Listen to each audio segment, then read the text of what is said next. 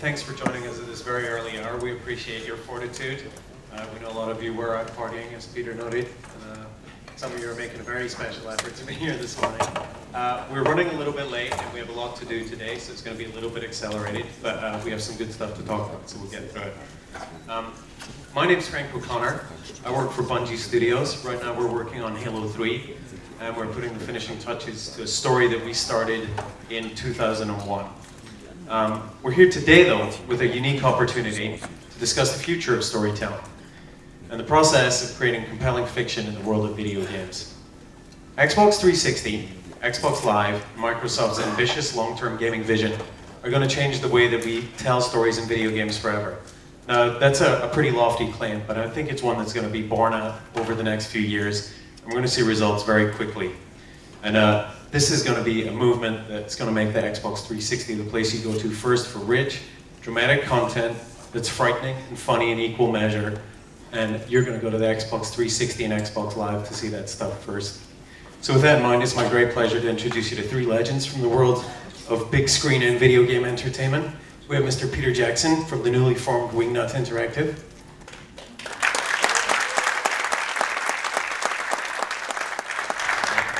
We have Dr. Greg Zeschuk from BioWare. And of course, Peter Molyneux from Lionhead Studios. Welcome, gentlemen. So we're going to kick off this morning's discussion by attacking Hollywood, of course. So this question is directed at Mr. Jackson first and foremost, but I'd love it if the other guys could opine. What do you think, what kind of story can you tell in video game that you might not be able to tell in the format of a film?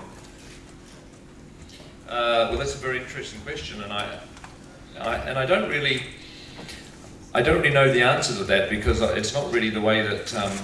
Thank you very much. It's not really the way that I'm thinking so much. I just think that stories have a particular. They often, depending on what the story is, there's a place that it can find itself where it belongs. I mean, a story might make a great opera, but a really bad film, and vice versa. It might make a great TV miniseries that shouldn't be a film, or it should be a great film. So I don't think it's a case of trying to take a story and squeeze it and push it into something where it doesn't belong. I mean, what I'm interested in doing is looking at what the technologies are of Xbox 360, of Live, of the way that the universe of technology is being created, the people that are looking at that, and at the moment obviously it's primarily used for playing games, but what's interesting is the challenge of finding a method of conveying stories on that technology which, you know, will allow an interactive component, but they're not movies and they're not games. So, you know, we're not going to force a round peg into a square hole. I mean, if a story should really be a film, then it will be a film, and those decisions will be made as we you know, just continue to proceed with the idea. I don't know whether I answered that question at all, actually. You know, I think stories in computer games have had problems. One of the problems is that for a long time stories in computer games have been for enthusiasts, for people that really want to sit through those sometimes incredibly laborious cutscenes that we have enforced on players, and some of those can be ridiculously long, where you know it's an excuse to go and make a cup of coffee. And that's, for me, the passion. I want to make the right story for the right people, for the mass market, so that everybody can enjoy that story. And I think that's less about putting the controller down and walking and sitting back and changing your heart rate from playing with adrenaline to being passively immersed in the story, to engaging people and making them part of the story. And what that actually means is that we're having to experiment with stuff that we've never done before, we've never even tried before. How can we motivate people to pay attention rather than force them to pay attention? I would add, you know, obviously the biggest leap is one of interface. I think very similar to what you're saying is that, you know, the way we interact with the game is the challenge. Like for, you know, decades we've all built games that are for that enthusiast audience. And the challenge is making it so easy that someone can pick it up and just instinctively know what to do with it. And you know, the experience of being the center of the story is really what we're about. And I think that's the amazing thing about games. That's where, in a lot of ways, we think the future lies. The technology is all about that supporting structure around the experiential aspect of being in a story. Rather than sitting back and watching it, you are it. And I think Peter knows firsthand all the challenges of making the games where you affect the world, you affect everything around you. Is we're just on the verge of a whole new generation of those games. It's so exciting. I mean, something we're working on in Mass Effect, and Fable 2, I'm guaranteed that we'll be hearing about that today. And so it's exciting that we can actually take that and take it to a new level and make players feel. Like there's times where we want people to cry when they're watching our games, and sometimes they already did, but we'll try and do that more in the future. Lots of crying in all the future BioWare games. So we've had 20 years of the cutscene phenomenon. You have played 10 minutes of frenetic gameplay and then the announcement that the princess is in another castle. How do we break out of that? And do we really want to break out of something that people are so used to? I would say yes. I mean, the way I want to break out of it, and when we sat down and started designing, especially for designing Fable 2, was I said, right, we're not going to have any cutscenes at all. And of course, everybody went away and said, well, this is ridiculous. How can we tell a story without cutscenes? And what I wanted to say is, firstly, what you are doing as a player in this game has to feature in the story. You have to change the story about what the player's doing, because that is so exciting. It becomes more than my vision of what the story would be, but more of what a player's vision is. And secondly, when you present something with somebody with a piece of story or a piece of dialogue that you really want to pay them to pay attention to, you've got to think of tricks, and they've got to invent tricks to motivate them to want to look at that story. And what that means is slightly modifying what people are told, depending on what they've done, and making sure it's set in the right place so they're not distracted. But it is, as I said, this is an experiment we're playing around with, and sometimes it works and sometimes it doesn't. I think one of the other factors, again, we're seeing that now at the beginning of this next generation. The experience is so cinematic already. It's like, why do you have to layer more artificial stuff on top of it? Like, I think our approach has been to almost fold in the cutscenes, and it's no longer, I think what in large part Frank was talking about is that very traditional structure. Games, start, stop, but you want the player to get into more of a flow, and they just continually play, and they're experiencing things, some of which are cutscenes, some of which are gameplay, but they're built in, and they're not feeling there's that jarring, you turn off your action hands to get ready for the story, and then you go back to it. You want that to be part of the whole experience, the flow the player feels. I think from my point of view too, some of it is some of the way that I'm thinking is you ultimately obviously want the person to have the experience that they want to have, and so if somebody wants to play a game and is not interested in the story, but they simply want the challenge of beating the machine, or then that obviously should be available. There's fantastic games that have been made. I guess to me, I look on it like when you have your time that you want to be entertained, you can pick up a book and sit down and read a book, and that has a different demand on you than turning the TV on and seeing the TV. At the moment, really, the gaming world is obviously aimed at the game player. And, I think in some instances, game players don't want story. They don't expect it, and it's not what they're picking up their controller for. But what interests me is the crossover where you can, what I think is interesting about the technology and what should happen is that there should be another option as well as games, which should always be there and should always improve and always get better, but it should be another form of entertainment that is something like watching a DVD or a movie or reading a book. It's like this is another alternative, and for people that are interested in the story and do want to engage with characters, then it becomes a viable thing for them in a way that at the moment, it's a gaming device. And so I see that the broadening of it is a kind of interesting thing for me. So we've had standards like the Iliad, we've had the way that Shakespeare writes, and we've had movies for 100 years. Those other things, hundreds and thousands of years respectively. How far down that path do you think we are to defining standards for how stories are told in video games? Do you think we are right now, 20 years into the industry? easy. You've got to answer that one, surely. Well, I mean, I think that. I mean, I think that. Well, I don't know. I mean, I'm not a game expert. These guys are, so they should be talking, not me. I mean, I think that the primary emphasis on the systems, that have been developed are obviously for games, and people have been developing more and more interesting ways in which games can be imaginative and engage you and involve you.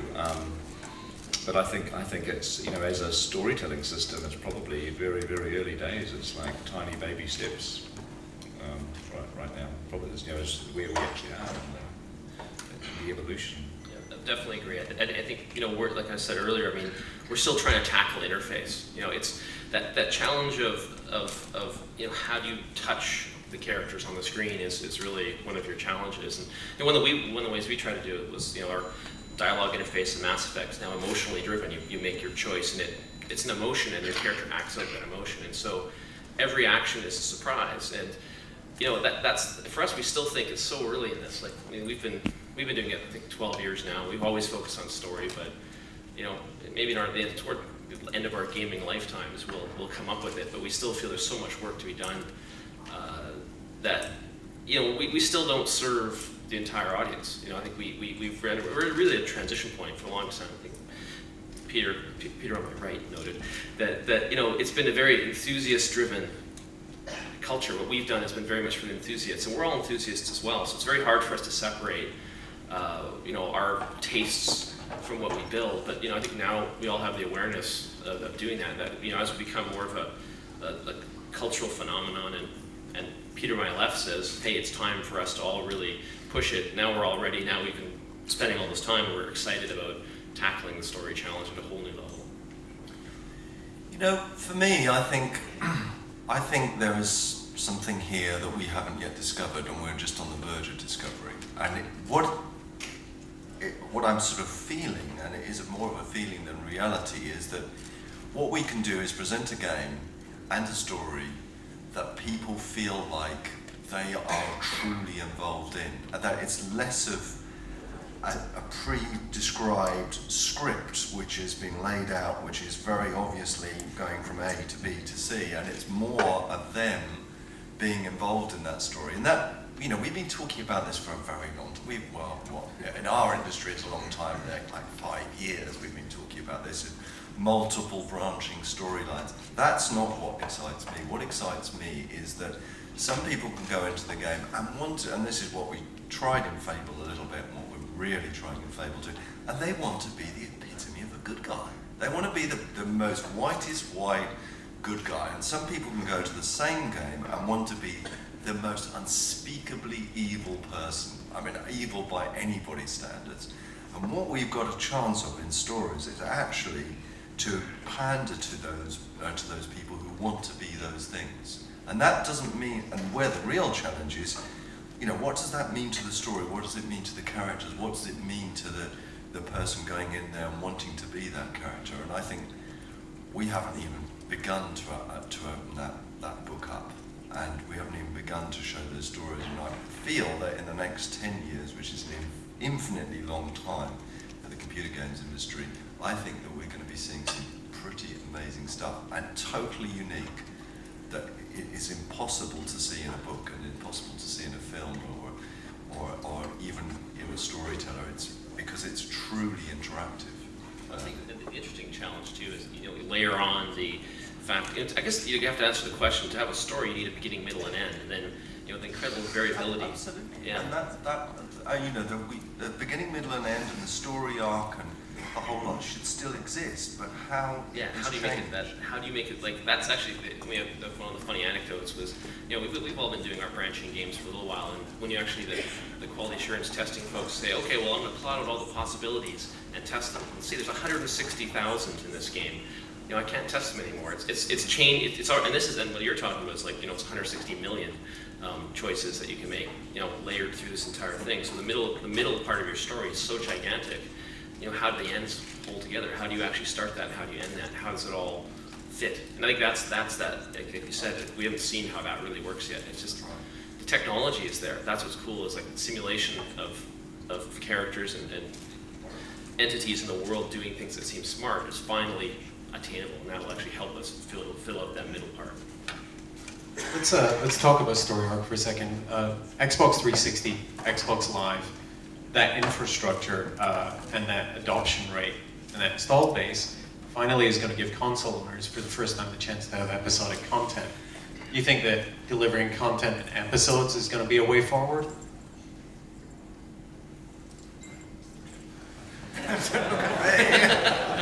Well, I mean, for a start, this episode content has some problems. One of the big problems is for us to make episodes, we're going to need the tools to make episodes.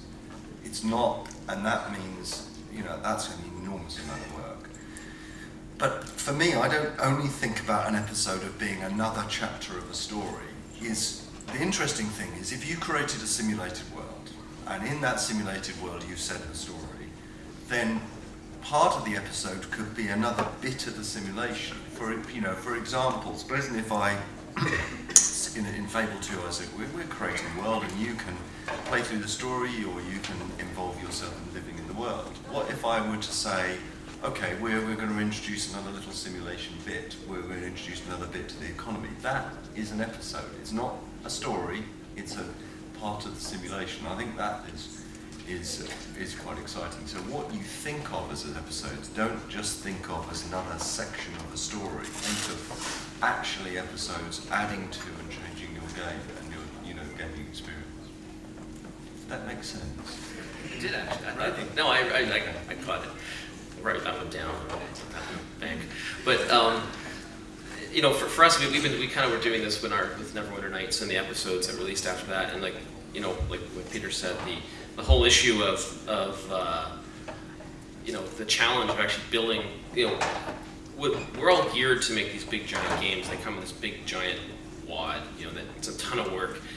We're actually not really structured that well on how to piece it out. It's not like a TV series where they have these sort of parallelized teams that are kind of working together and all kind of working through a very sort of tight scheduled process. Like we're used to making these big giant things. So probably the biggest challenge for us right off the bat is figuring out how to configure ourselves as a development studio to do that. Second is what do you build? Like we can do anything. Like there's no, you can quote me on that one. We all can do anything. And the question is picking the thing, whether it's the simulation, with Mass Effect, we're thinking, hey, we'll just keep throwing planets out there, more things to explore, and in those we'll have something that spawns and hooks and simulates something new. And there's a lot of stuff we can do, but the challenge is figuring out how to, doing it effectively, and are the fans going to stick with it? One of the interesting challenges in this business is that every month there's something new to play. Like you have to create, and I think this is why we love stories so much, is that grabs you and you want more, and that's maybe the only thing that's going to hold people through the long term of still wanting to go back to that game and play a little more when there's other games to play.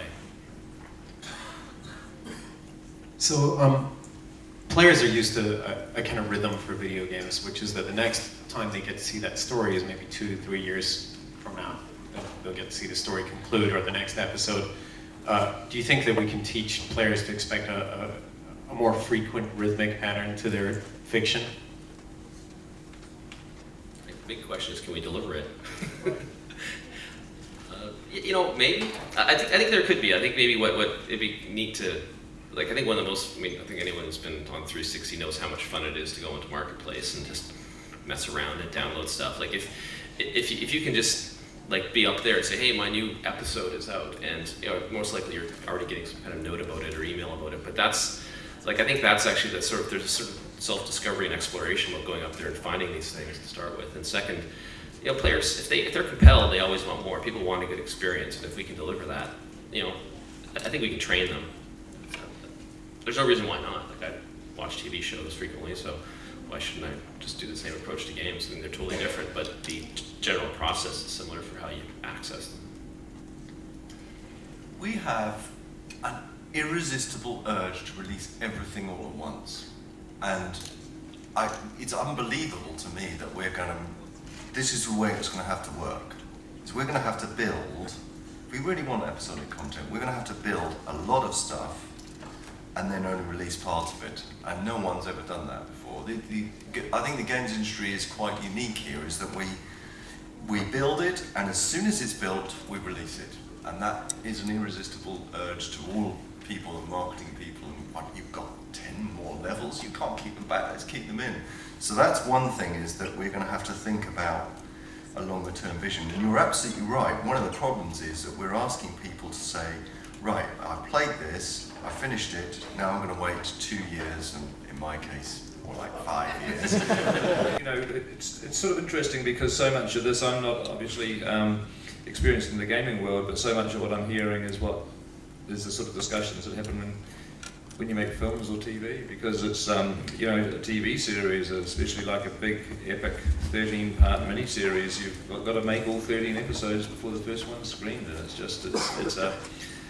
it's a risk, but, you know, normally in the big miniseries TV world, it usually pays off, and people watch these things, and so, you know, I mean, the thing that I'm thinking of when I'm sitting here, I'm enjoying just hearing all this, is that I think it's also important that nobody is sitting around trying to think of how this technology, what the perfect entertainment experience is, because I think what is important is that there should be something, there should be different types of experiences. There should be, you know, games with no stories, there should be very heavily oriented stories, episodic, long, short. I mean, I think it's just important that it's just a piece of technology that delivers entertainment to people, and I think there should be many, many different forms of it available. Peter, when you film something, I mean, when you do a TV series or even a film, is everything planned at the start? And do you stick to that plan, or do you change when you shoot?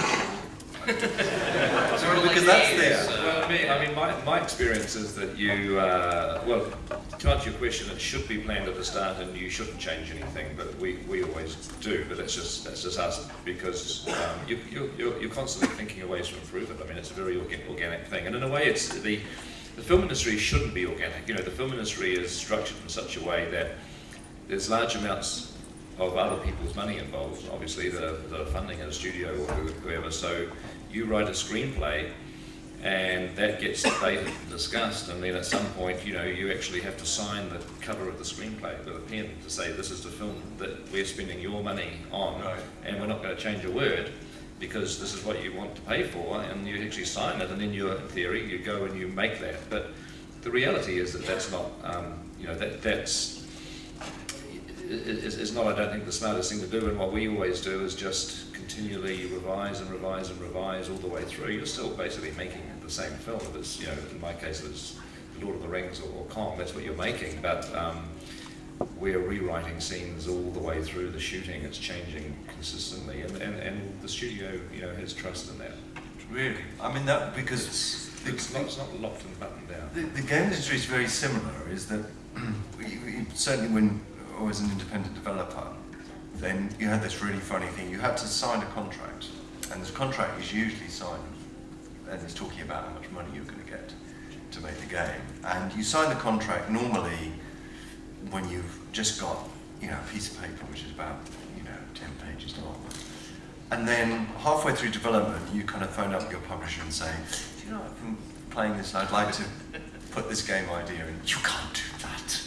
You said that you were going to make this game, and that is some of the thing how the industry is evolving, is realizing that locking things down in stone is very hard, especially when we're talking about all this experimental stuff. You've got to actually experiment later on. But it must be horrific if you're on set. Presumably you can't go on set and say, actually, I don't want Kong needs to fight, you know, a giant snake now. You can't make those sort of changes, because that would mean someone from CG building a giant snake. Well, yeah, you can. There's two types of changes, basically. There's the ones that don't cost any extra money and the ones that do. Yeah. Everyone's much more relaxed if it doesn't cost money. I mean, I think, you know, if we were to say, listen, we've got this idea that these 10 pages of the script are just junk, and we've written some fresh pages that we want to shoot this halfway through the shoot, I think so long as the first question they're going to say is, does it have any budgetary implications? and if you say no to that, then they really don't mind, because at some point they've surrendered the trust in the film to the filmmaker, and, you know, the studios are really good at going with that. But of course, if you turn around and say, well, yes, these new pages actually are going to cost another $5 million, then that's when there's active discussion about that. Yeah. I suppose it's Yeah, and I think what we've always found is, like as you mentioned, is the experiential part. Like sometimes you just you have to iterate. I think that's one of our keys to success. I think is the success we have had is where we had that opportunity to kind of riff on something. Because once you build it, so much of the industry is like you build it and you shoot it out the door and you hope it sticks. Whereas I think the really great stuff is when people have a chance to contemplate what they build and you actually build. One way of doing that is building an early enough prototype and kind of seeing it and kind of experiencing it. And that's actually, the funny thing now is we're doing that with story. And this is like sort of something that's never, people say, well, you're like prototyping how you do story. Like it's really neat. absolutely right. Yeah, and this is like, with our Dragon Age game, the entire game is written and works in our Neverwinter Nights engine right now. We can play it. It's the story's done. And we play it and go, wow, that's a good story. Or we say this part doesn't work. And so, with Mass Effect, with the technology we were doing, that was one of the first things we figured out was, okay, we want to tell a story. We want the characters to be different. So how are we going to do that? And in the back of the day, it was like, how's the shooting a factor? You prototype things out in the story. But now we prototype story, which again is, and we have panels to talk about story. Those are all cool things that make us really excited. So you guys are talking about process. I'll address this to Peter Jackson first. What are the processes from filmmaking that you'd like to bring into the game making world? What are the ones you'd like to leave behind? Well, the thing that I guess I'm interested in is that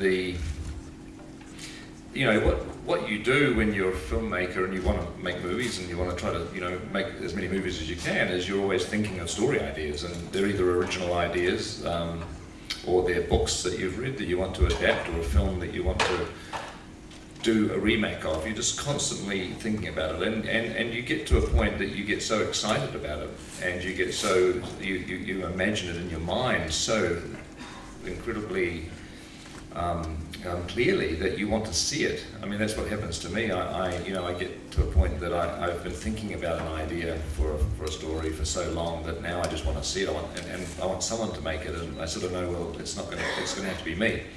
But you've almost sold yourself on the idea of the film to the point that you really badly want to see it, you want to make it. But what I'm interested in, and this is really all that I'm interested in now, is the concept that do we just have to make movies in the way that they've been made for 100 years? Is it just going to be the same thing? And also, I think for me, I'm getting a little bored with films now, with going to the movies. I don't know, and I can't figure out whether it's because I'm getting old and boring, which I hope like hell I'm not, or whether it's the films. But I just remember a few years ago being a lot more excited about movies that were coming up and wanting to be there on the first day. And now I find myself too often thinking, I'll catch that on DVD when it comes out, or I'll this or that. And at the same time, I'm finding myself getting.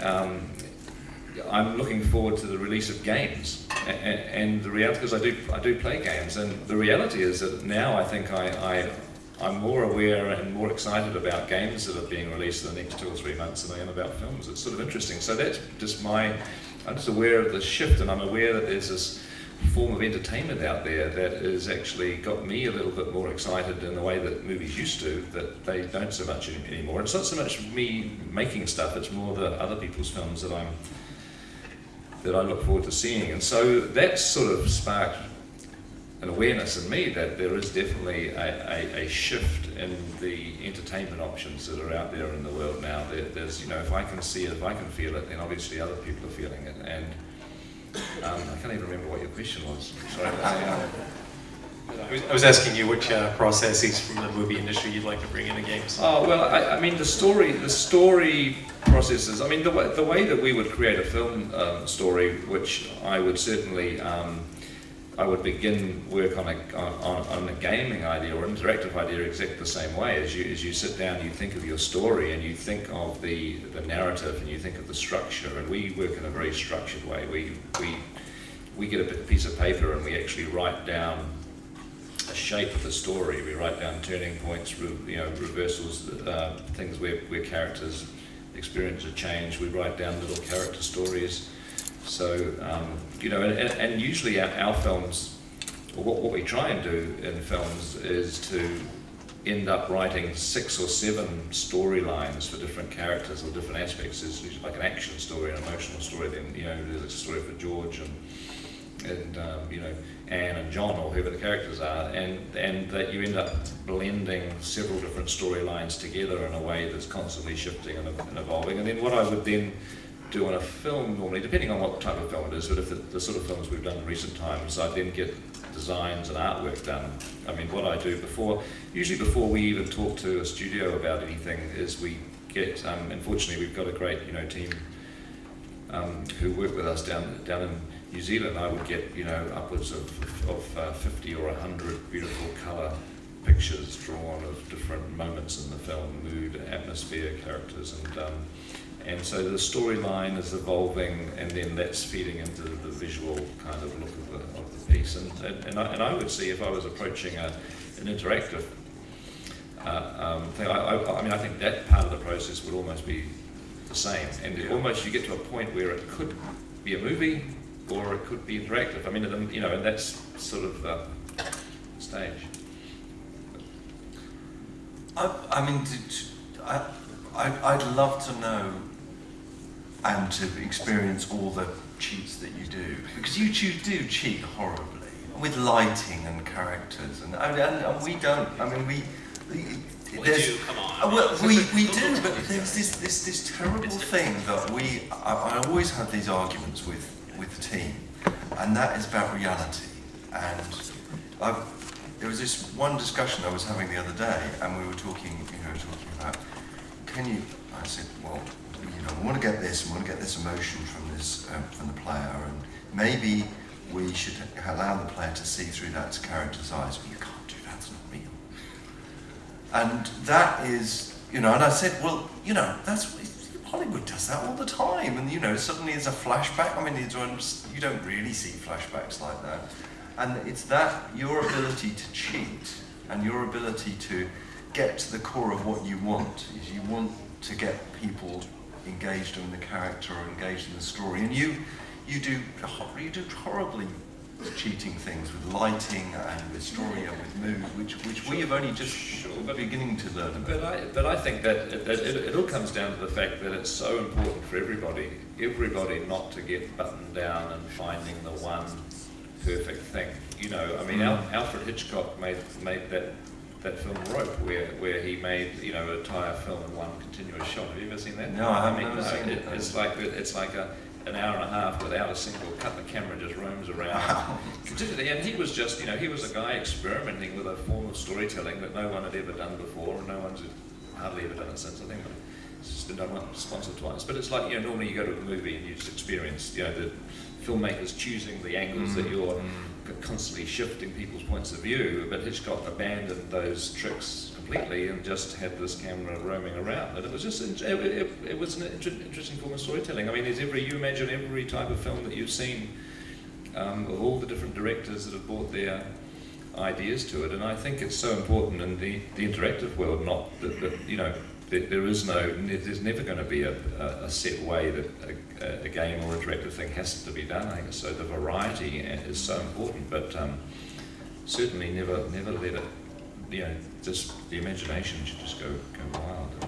One more question on that topic is the length of the movie format, for example, one of the things that really drives the economical nature of how you do story and how you do those things. Because the thing about games is, potentially we have an unlimited format. We can kind of make it last 6 months if we want.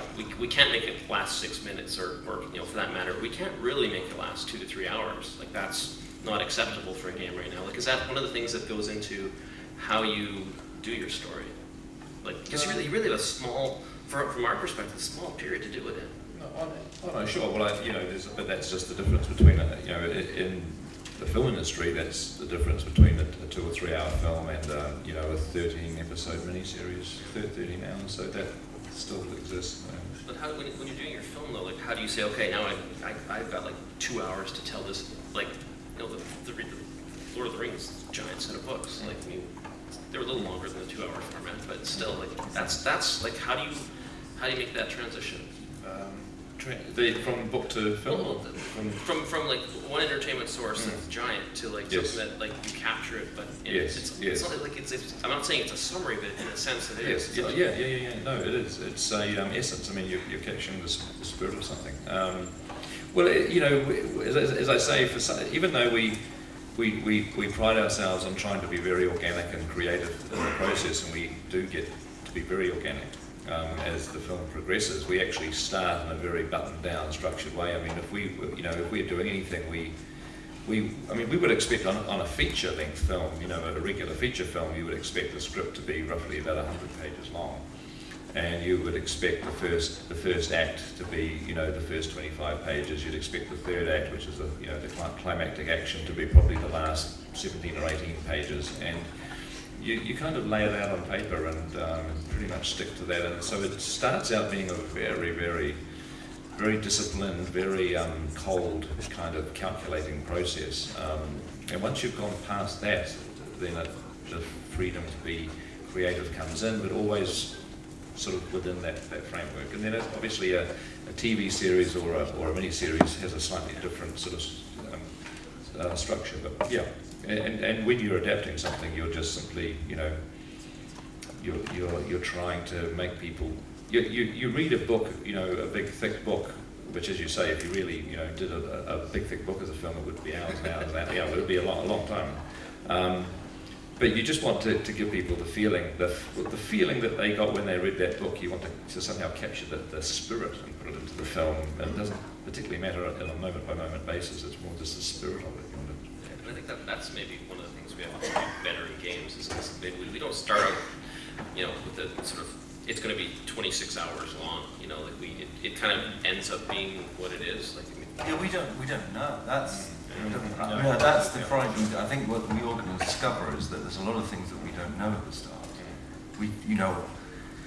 And it's relatively new that we want people to finish our games. I know that sounds ridiculous, but quite a lot of the times we built these games with the thought, well, no one's going to finish this. It's, when we were thinking about building 60 hours of entertainment or 100 hours of entertainment. And now we're starting to say, look, everyone who buys this game, who pays money for it, really should get to the end.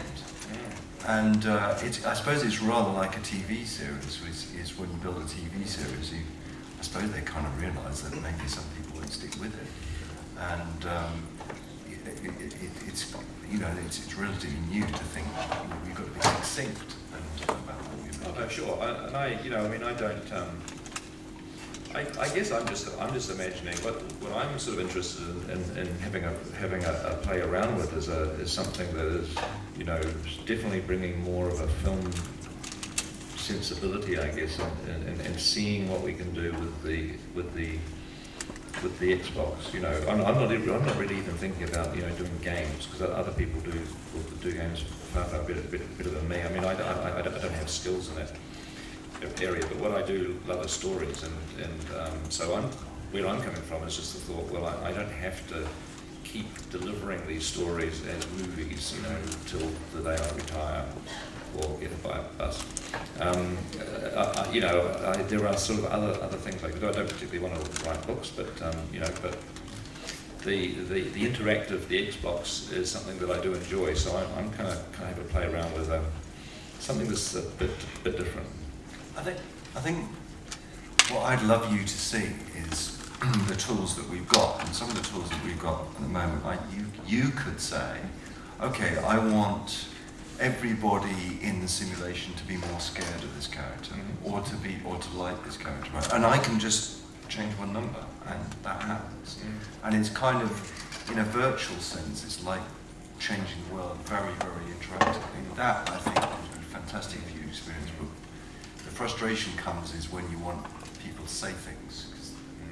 We can't simulate voice anymore, and it is all just voice. That's where the voice is. We were talking about that part.